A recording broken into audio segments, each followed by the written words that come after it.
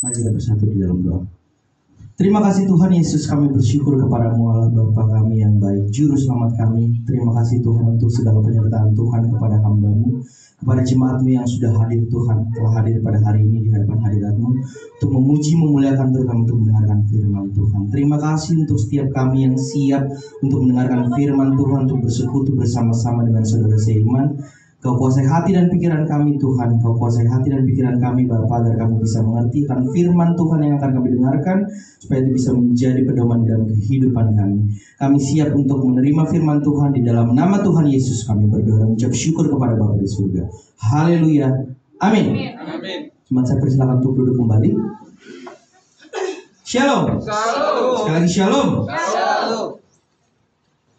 Salam kudus untuk kita semua yang hadir pada hari ini. Bagaimana kabarnya Bapak Ibu? Luar biasa. Luar biasa ya. Iya, baik. Hari ini sangat bersuka cita kita kembali untuk bersama-sama memuji, memuliakan nama Tuhan, bersekutu kembali untuk bertemu dengan saudara seiman satu dengan yang lainnya.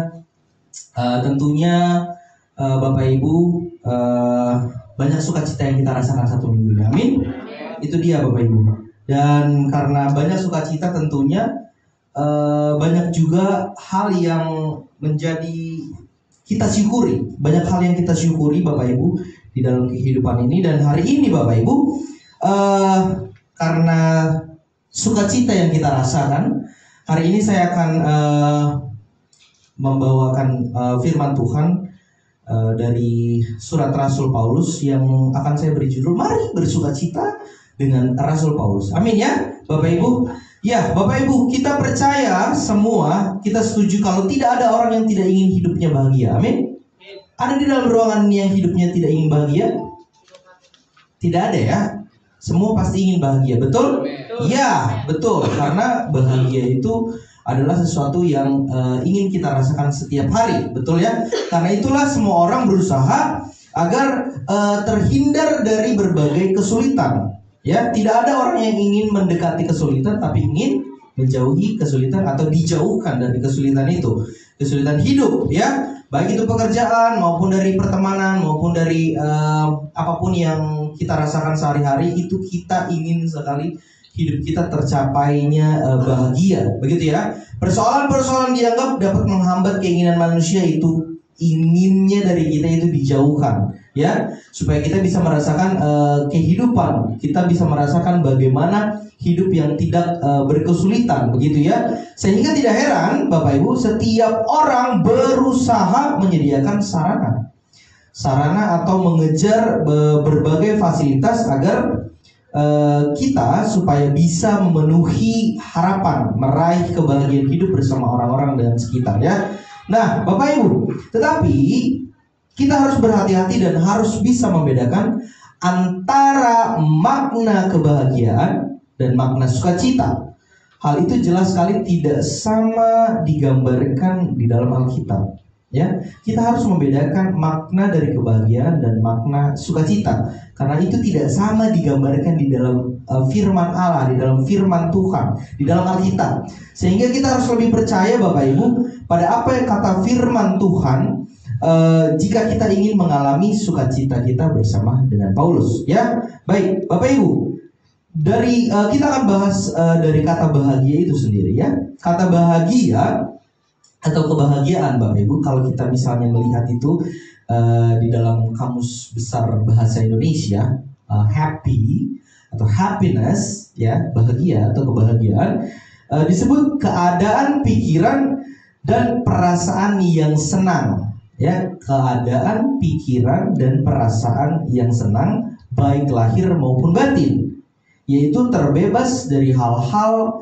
yang menyusahkan atau menyulitkan hidup, atau orangnya itu tidak berkesusahan, ya, orangnya tidak kesusahan. Jadi kata bahagia atau kebahagiaan ini lebih menekankan kepada perasaan, ya, kepada perasaan atau menekankan secara emosional seseorang, ya. Itu kata bahagia di dalam kamus besar bahasa. Contohnya, misalnya waktu kita mengalami sembuh, ya, dari sakit penyakit. Tentu kalau misalnya kita merasakan sakit, apa yang Bapak Ibu rasakan? Apakah bisa merasakan bahagia secara fisik? Tidak, betul ya? Tidak ada orang yang sakit, pusing kepalanya, vertigo. Wah, luar biasa, saya pusing.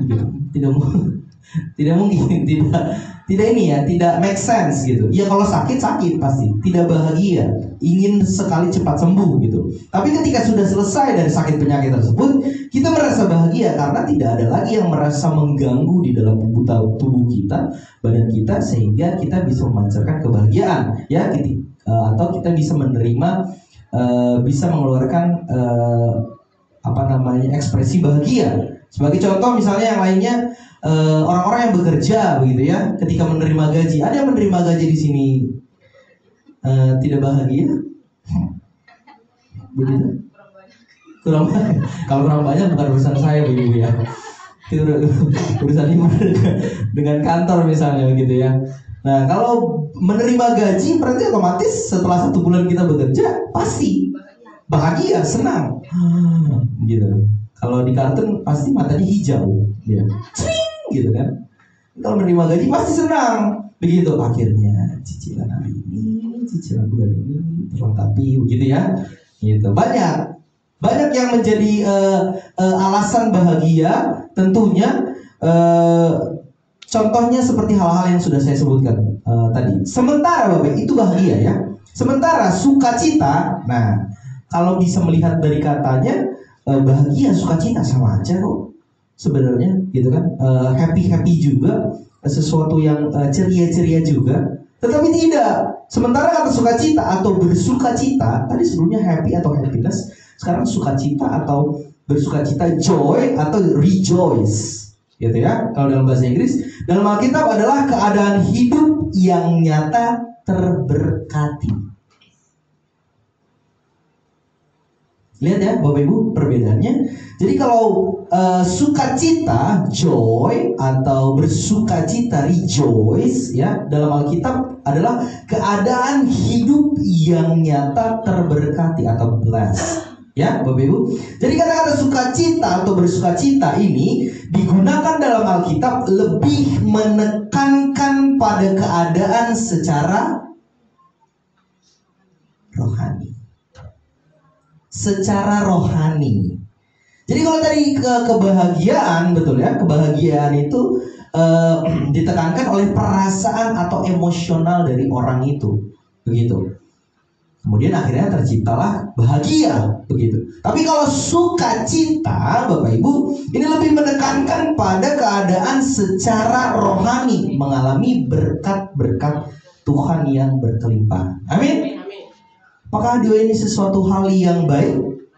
Baik, betul. Tapi kita harus bisa bedakan mana yang memang banyak sekali bisa kita ambil makna dari bersukacita dan bahagia, ya. Nah, untuk itu Bapak Ibu, mari kita lihat jelas dulu bagaimana Alkitab menjelaskan bahwa bukanlah tema ucapan-ucapan bahagia yang Yesus ajarkan contoh di bukit, ya, sebagai harapan yang disediakan bagi murid-muridnya Yesus pada waktu itu, melainkan ucapan-ucapan berkat atau sukacita. Misalnya Bapak Ibu, kalau kita bisa lihat di Matius pasalnya yang kelima, boleh kita coba lihat Matius pasalnya yang kelima, ayatnya yang ketiga.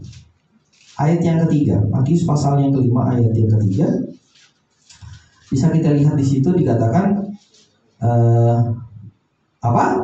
Berbahagialah orang yang miskin di hadapan Allah, karena mereka lah yang punya kerajaan surga. 4. Berbahagialah orang yang berduka cita, karena mereka akan 10. Berbahagialah orang yang dianiaya oleh sebab kebenaran, karena mereka lah yang mempunyai kerajaan surga. 11. Berbahagialah kamu jika karena aku kamu dicela dan dianiaya, dan kepadamu difitnahkan segala yang jahat. Nah, di ayat yang ketiga dikatakan bagaimana? Pertanyaannya Bapak Ibu, kalau kita lihat di situ dikatakan berbahagialah orang yang miskin di hadapan Allah.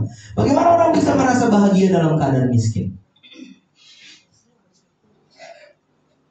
Ada yang tahu jawabannya? Bagaimana orang bisa bahagia dalam keadaan miskin? Atau nomor 4 kita lihat, berbahagialah orang yang bagaimana orang bisa merasa bahagia di dalam keadaan berduka cita? Atau ayat 10 dikatakan tadi, berbahagialah orang yang dianiaya oleh sebab kebenaran. Pertanyaannya, bagaimana orang bisa merasa bahagia di dalam keadaan teraniaya? Karena dia sudah menyatakan kebenaran. Oke, ayat 11 kita lihat. Bagaimana orang bisa merasa bahagia sementara dalam keadaan dicela dan difitnah? Ya, di ayat 11 tadi dikatakan, berbahagialah kamu jika karena kamu dicela dan dianiaya, dan kepadamu difitnahkan segala yang jahat. Ya, Bapak Ibu, sayangnya terjemahan Alkitab berbahasa Indonesia ini tidak mengambil dari kata-kata yang sebenarnya dari firman Tuhan. Kalau kita lihat di sini terjemahan bahasa Indonesia dari Lembaga Alkitab Bahasa Indonesia, di sini dikatakan berbahagia karena bukan perkataan ucapan-ucapan bahagia yang sebenarnya Yesus katakan kepada murid-muridnya, tetapi ucapan-ucapan berkat atau diberkati. Ya, dalam terjemahan Alkitab King James, di sini ada King James Version kah? Boleh kita lihat? Boleh dirubah ke King James Version. Ya, ini dia dari ayat 3 Bapak Ibu. 3. Nah, lihat kata pertama itu adalah bless.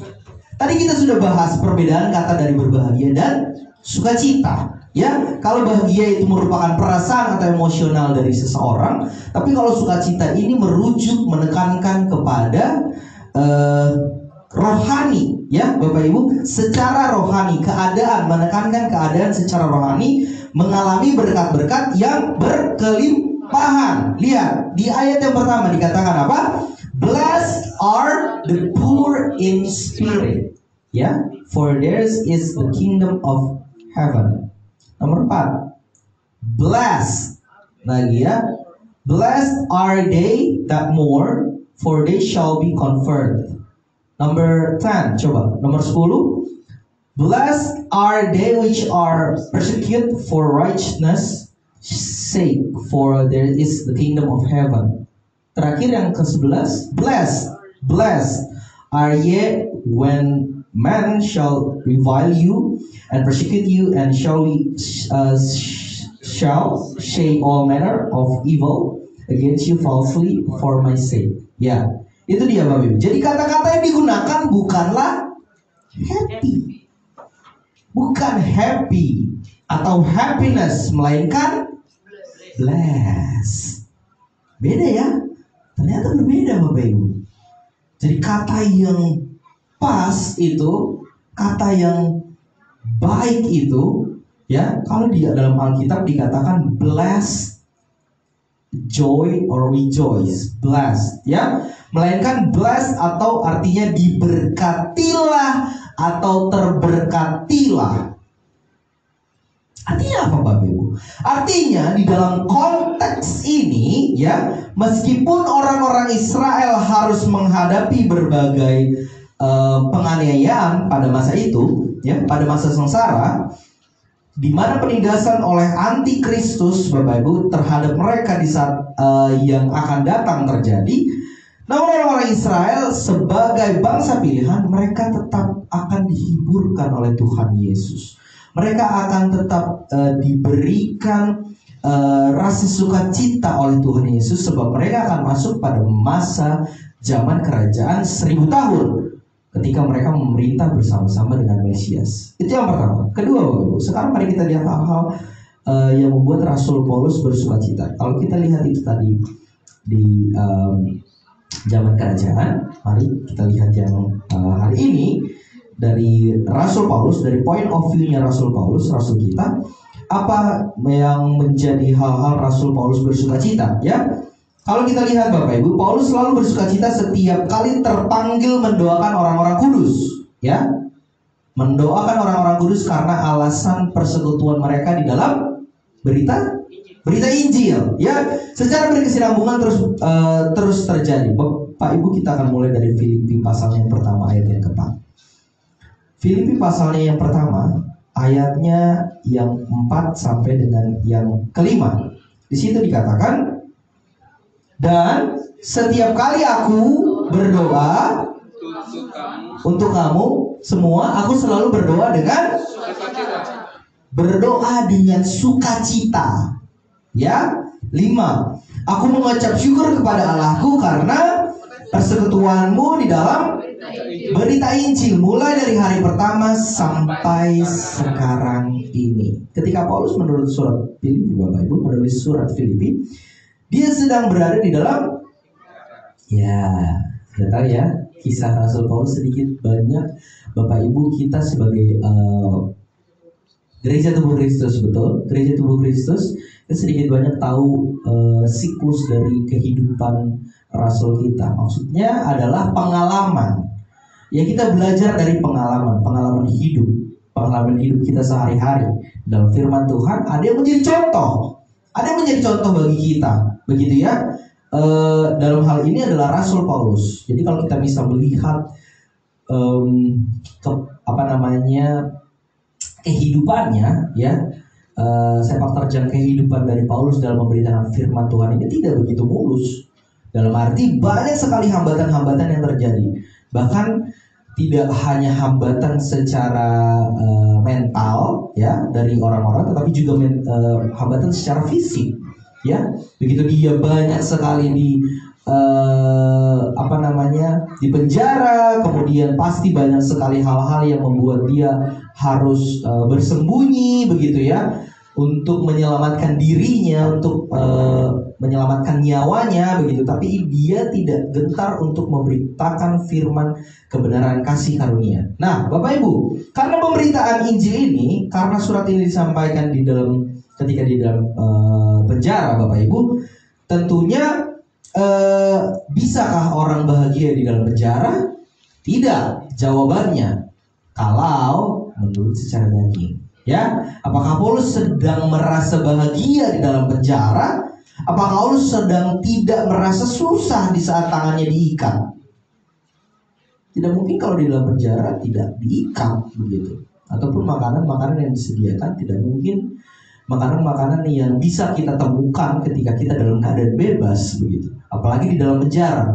Ya, apakah Paulus tidak merasa susah? Apakah Paulus tidak merasa kegelisahan di saat dipasung mungkin di dalam penjara? Karena kita tidak tahu skema daripada bangsa Israel pada zaman itu, ya. Kalau sekarang mungkin hanya di balik jeruji, begitu. Tapi di balik jeruji pun masih banyak orang yang bisa mendapatkan mungkin apa yang dia inginkan kalau dia mempunyai uang, begitu ya. Pasti dia merasa sangat disusahkan oleh orang-orang yang telah memenjarakan dia. Pasti, tidak mungkin tidak. Karena Paulus menjadi sangat dibatasi gerakannya. Tidak bisa bebas pergi ke berbagai kota untuk memberitakan Injil dan menemui jemaat-jemaat kudusnya Tuhan, Bapak Ibu, ya. Nah, hal ini bisa kita baca dalam pernyataannya di dalam Filipi pasalnya yang keempat ayat 13. Boleh kita coba lihat Filipi pasal yang keempat ayat 13. Di situ dikatakan, segala perkara dapat kutanggung di dalam siapa?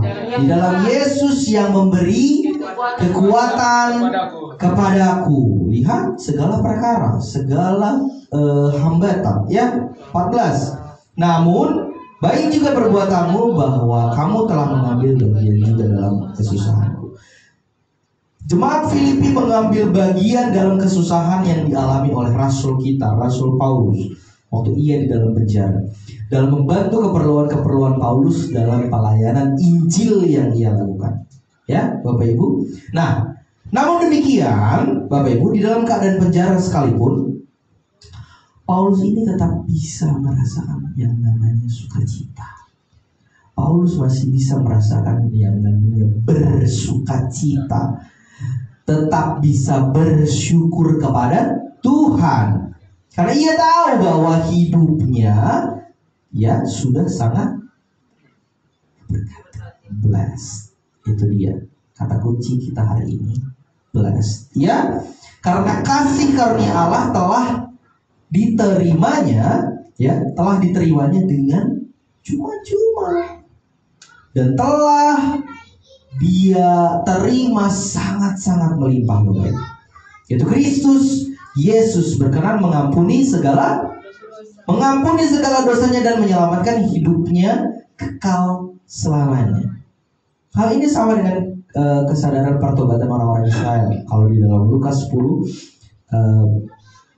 ayat yang ke-20 ada yang tahu? Apa itu Lukas 10 ayat 20? Namun demikian janganlah bersukacita karena roh-roh itu takluk kepadamu, tapi bersukacitalah karena namamu ada terdaftar di surga. Itu dia. Begitu banyak sukacita yang pastinya bisa kita terima dari Tuhan Yesus berkelimpahan, ya. Bapak Ibu, ini sangat penting, ini sangat luar biasa, ya, Bapak Ibu. Maka kita dapat melihat Bapak Ibu bahwa hati dan sikap Paulus ini benar-benar tidak dikendalikan oleh situasi yang sulit. Iya. Sekali lagi, Paulus tidak melihat bahwa hati, ya, tidak dapat melihat bahwa hati dan sikap Paulus ini, kita bisa melihat hati dan sikap Paulus ini benar-benar tidak dikendalikan oleh situasi yang sulit dan menekan dan berat yang dihadapi di sekelilingnya, tetapi dikendalikan oleh rasa terberkati atau blessed, yaitu sukacita keselamatan di dalam Kristus Yesus. Karena tidak masuk kita di dalam pikiran akal manusia, di saat kita sedang dalam keadaan terpuruk, kita masih bisa bersukacita. Kalau di dalam kedagingan Bapak Ibu, itu tidak mungkin.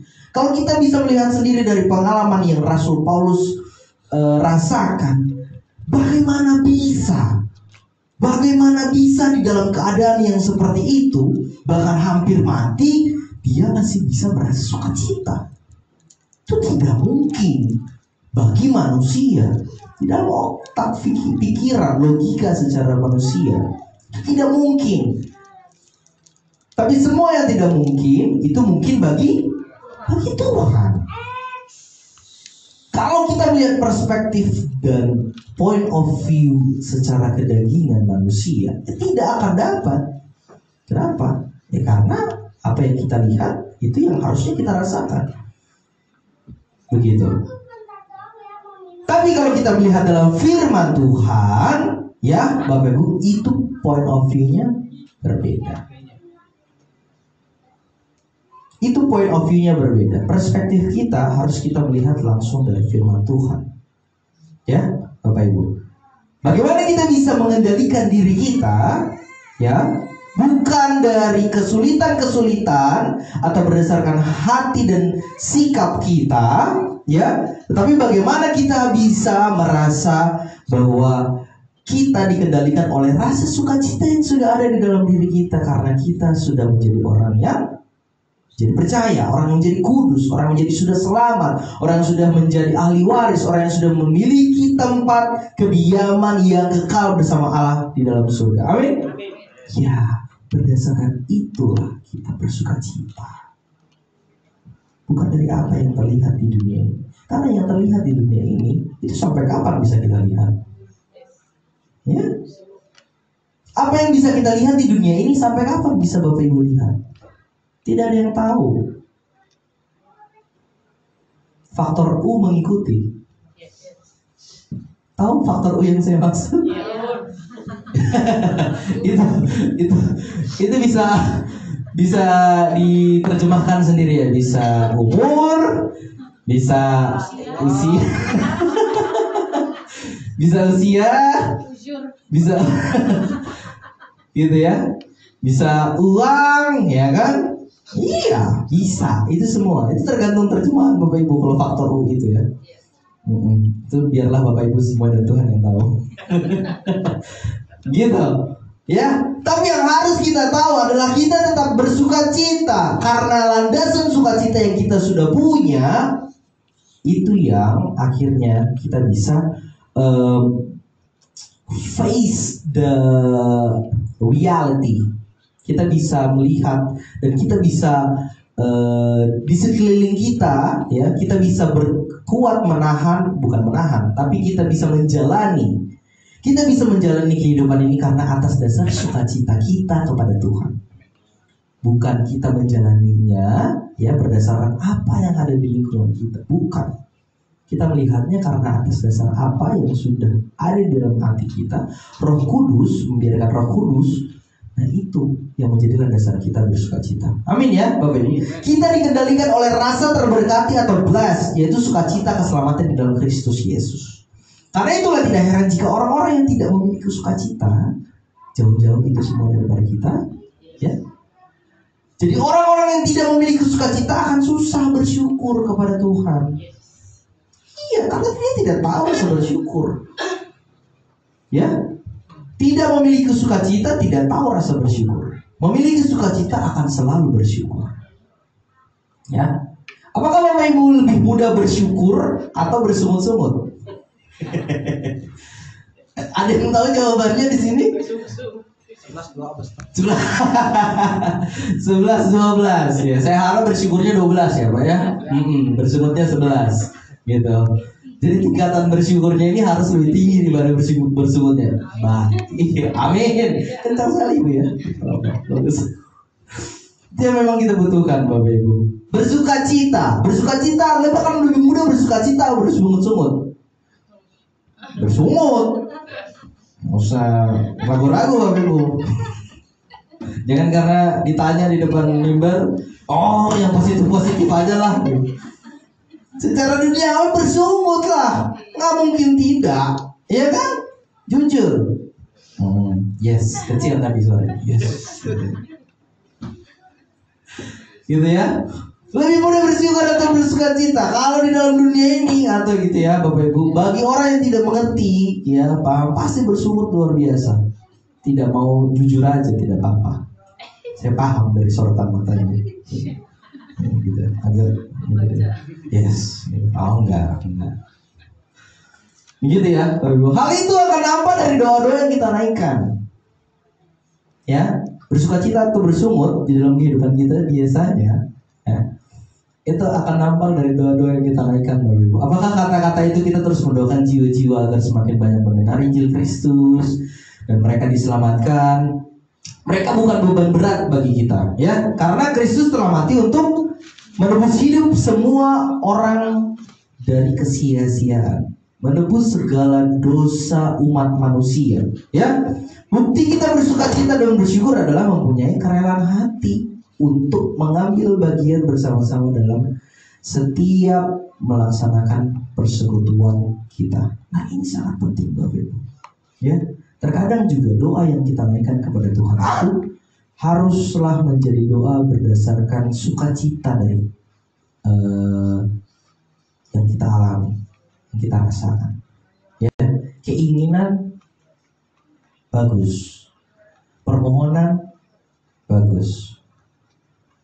Tapi kita jangan egois, ya, karena kita menyampaikan apa yang ingin kita sampaikan betul, tapi berdasarkan apa isi hati yang kita inginkan, bukan hanya berdasarkan keperluan. Terkadang berdoa itu bukan berdasarkan keperluan Bapak Ibu. Kadang kalau kita berdoa pasti berdasarkan keperluan kan. Tuhan hari ini cicilan saya belum selesai. Perlu nggak? Perlu. Tapi sering gak kita seperti itu? Sering. Karena kita sedang perlu, kita berdoa berdasarkan keperluan. Salah gak? Enggak sih. Jadi gak apa-apa lah. Kalau dilihat dari maksudnya kalau dilihat dari komunikasi kita kepada Tuhan, kita bisa berkomunikasi apapun, betul? Betul. Sama Tuhan kita sendiri, betul. Betul, itu tidak salah. Saya tidak katakan itu tidak salah, bukan, tidak. Berdoa itu apapun yang ingin kita inginkan, betul. Kita komunikasi kok dengan Tuhan, komunikasi kok dengan Bapa kita, betul. Kita bisa sampaikan apapun. Tapi Bapak Ibu, doa yang kita naikkan akan lebih tepat, akan lebih baik itu berdasarkan sukacita yang Bapak Ibu sudah rasakan. Karena tidak sebatas apa yang kita alami, sebatas apa hambatan yang kita lihat baru kita berdoa. Bukan. Karena kita bisa berdoa banyak hal.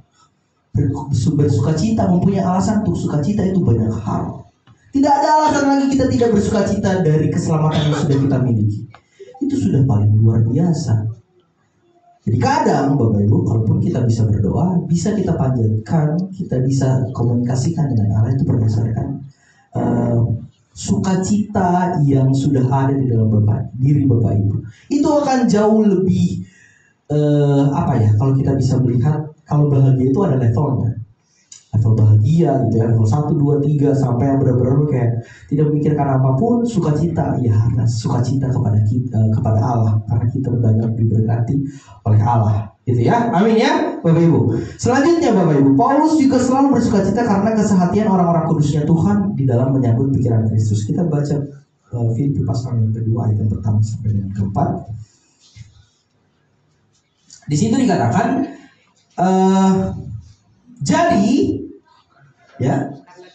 jadi karena dalam Kristus ada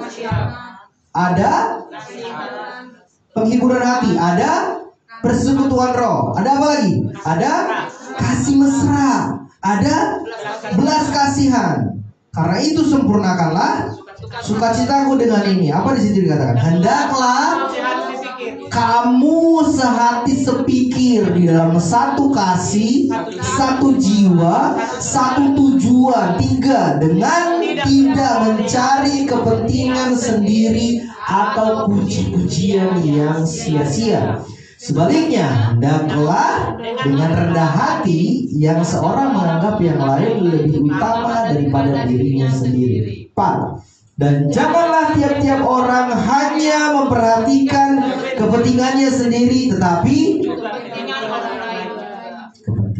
orang lain juga. Ya, bahwa di dalam pikiran Kristus Bapak itu bukan hanya kesiapan menerima kenyataan hidup yang terkadang dirasa berat di dunia ini, tetapi juga ada nasihat dan penghiburan kasih. Di situ dikatakan ada nasihat dan penghiburan kasih. Tidak hanya itu, juga ada persekutuan roh, ada kasih mesra, ada belas kasihan. Ya, itu yang bisa memampukan kita akhirnya kita bisa mengalami sukacita. Persekutuan roh adalah kesatuan hati kita untuk mengikuti arah pengajaran kasih karunia secara keseluruhan yang membawa kita terus bertumbuh dan semakin dewasa di dalam Kristus. Ya, sehingga apa? Sehingga tidak ada lagi yang bisa mengombang-ambingkan kita oleh permainan palsu manusia dengan kelicikan-kelicikan pikiran manusia berdosa yang menyesatkan. Kita bisa lihat di situ di Efesus pasal yang keempat ayat yang ke-16. Nah ini harus kita banyak renungkan Bapak Ibu ya. Kemudian akhirnya Paulus bisa bersukacita dalam hal memiliki buah roh. Ada yang tahu di sini buah roh apa saja? Buah roh. Buah roh. Kasih, sukacita. Galatia 5 pasal yang kedua. Galatia 5 ya, pasal 5 ayat yang ke-22. Di situ dikatakan Galatia 5 ayat yang ke-22. Di situ dikatakan tetapi buah roh ialah kasih, sukacita, kesetiaan, kelemah lembutan, penguasaan diri. Tidak ada hukum yang tentang hal-hal itu. Ya, dari buah roh ini banyak. Ini yang menjadi sukacita, ya, sukacita Bapak Ibu. Di situ dikatakan kasih, sukacita, damai sejahtera, kesabaran, kemurahan, kebaikan, kesetiaan, kelemah lembutan, penguasaan diri. Nah ini menjadi satu kesatuan, ya. Karena di sini disebut buah roh, bukan buah-buah, tapi buah roh. Ini tidak terpisahkan semua. Buah roh itu menjadi satu kesatuan. Di situ dikatakan tunggal. Kalau jamak itu buah-buah, kalau tunggal itu buah roh. Apa buahnya? Ya itu semua tadi. Kasih, sukacita, damai sejahtera, kesabaran, kemurahan, kesetiaan, kelemah lembutan, penguasaan diri. Nah, tidak ada hukum yang menentang hal-hal itu. Paulus menegaskan kepada kita bahwa buah roh sukacita, ya, sukacita tidaklah sama dengan buah daging. Kita katakan buah roh, ya. Dan saya berharap kita semua, ya, di dalam kasih karunia Allah bisa memiliki buah roh, bukan dari buah kedanian. Kita wajib membedakannya dengan jelas, ya. Buah roh selalu membimbing kita kepada sukacita yang benar, sedangkan sebaliknya buah kedanian selalu mengecewakan dan mematikan atau menghidupkan sukacita. Mematikan sukacita, ya, dan rasa syukur kita. So, belajarlah Bapak Ibu memperhadapkan dirimu. Belajarlah menghadapkan diri kita, ya, berkenan kepada Allah. Sebab sebagai seorang pekerja yang tidak usah malu membagi firman kebenaran dengan tepat. Bapak Ibu, kesempatan yang terakhir, Filipi pasal yang keempat ayat keempat sampai dengan ketujuh, Bapak Ibu. Ini sudah familiar sekali di telinga, ya. Filipi pasal yang keempat ayat keempat sampai dengan 7. Kita akan bersama-sama mengatakan ayat ini. 1, 2, 3. Bersukacitalah senantiasa di dalam Tuhan. Sekali lagi katakan bersukacitalah. Hendaklah kebaikan hatimu diketahui semua orang. Tuhan sudah. Janganlah kamu hendaknya khawatir tentang apapun juga, tetapi nyatakanlah dalam segala hal keinginanmu kepada Allah di dalam apa? Doa dan permohonan dengan ucapan syukur. 7. Damai sejahtera Allah yang melampaui segala akan memelihara hati dan pikiranmu dalam Kristus Yesus. Amin. Mari kita bersatu berdoa. Terima kasih Tuhan Yesus, kami bersyukur ya Bapa. Terima kasih untuk segala sukacita yang terus Engkau limpahkan kepada kami, yang Engkau berikan kepada kami ya Allah. Terima kasih untuk segala penyertaan Tuhan, untuk segala rasa syukur yang bisa Tuhan kami berikan kepada Yesus.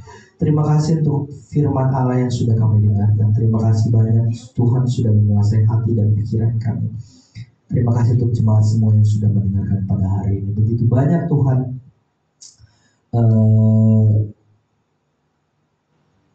halangan, rintangan yang ada di dalam hidup sekitar kami. Tapi kami percaya Tuhan, kami ingin tetap terus merasakan sukacita, dan kami akan terus merasa bersukacita, dan kami akan terus merasa bersyukur atas dasar kami sudah menjadi anak-anak Tuhan, sudah menjadi orang-orang kudusnya Tuhan. Kami ingin itu bisa melihat dari perspektif yang Rasul Paulus Tuhan di dalam kehidupannya yang begitu berat, tapi dia masih bisa bersukacita karena Tuhan Yesus memberikan sukacita yang sangat melimpah dan terberkati. Kami Tuhan ingin merasakan hal itu juga, dan kami percaya bahwa kami bisa merasakan hal itu karena Tuhan Yesus menyertai kami dan Roh Kudus yang terus menuntun arah perjalanan kehidupan kami. Terima kasih Tuhan untuk semuanya. Kami bersyukur bahwa kami bisa menjadi anak-anak Tuhan yang terus setia, dan kami ingin menjadi anak-anak Tuhan yang terus setia. Mengambil bagian di dalam pelayanan menjadi salah satu alasan kami bersukacita karena Yesus Kristus. Terima kasih Tuhan, terima kasih untuk firman yang sudah disampaikan dan sudah kami dengar. Semoga ini bisa terus kami ingat, terus kami lakukan di dalam kehidupan kami. Karena seluruh kehidupan kami Tuhan, kami serahkan hanya di dalam nama Tuhan Yesus. Kami berdoa dan mengucap syukur kepada Bapa di surga. Haleluya, haleluya, amin.